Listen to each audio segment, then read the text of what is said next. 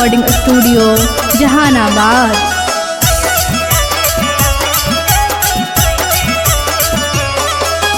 भैया चिराग के अब की ना जीताई में दीदी गे, ता 5 साल फिर पचतई में दीदी गे। भैया चिराग के अब की ना जीताई में दीदी गे, ता 5 साल फिर पचतई में दीदी गे।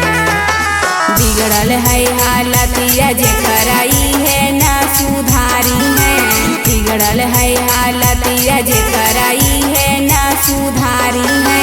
एलजेपी के अबरी ना जीताई में दीदी गे, ता 5 साल फेर पचतई में दीदी गे। भैया चिराग के अबरी ना जीताई में दीदी गे, ता 5 साल फिर पचतई में दीदी गे।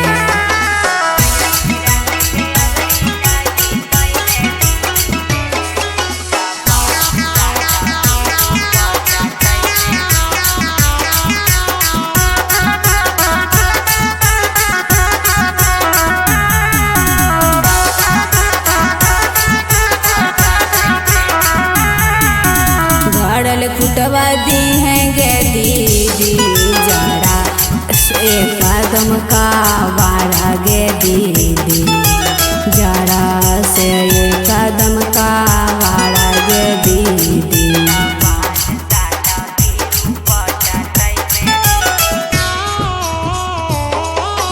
गड़ल खुटवा दी है गे दीदी जरा से कदम का बाड़ा गे दीदी, जरा से कदम का बाड़ा गे दीदी।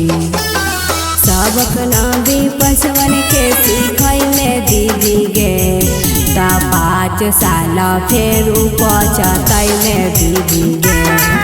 चिराग भैया के अब की ना जीताई में दीदी गे, ता 5 साल फेर पचतई में दीदी गे।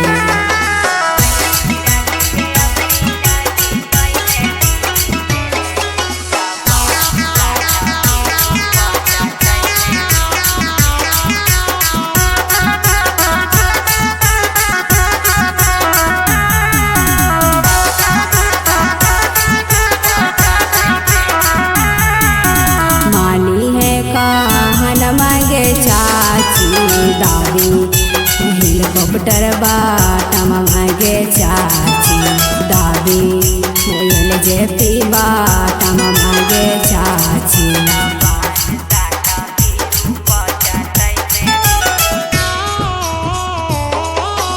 मानी है कहन मांगे चाची दादी, हेलीकॉप्टर बाटा मांगे चाची दादी, एलजेपी बाटा मांगे चाची। जाके बतिया जे उठई में दीदी गे, ता 5 साल फेर पचतई में दीदी गे। भैया चिराग के अबरी ना जीतई में दीदी गे, ता 5 साल फिर पचतई में दीदी।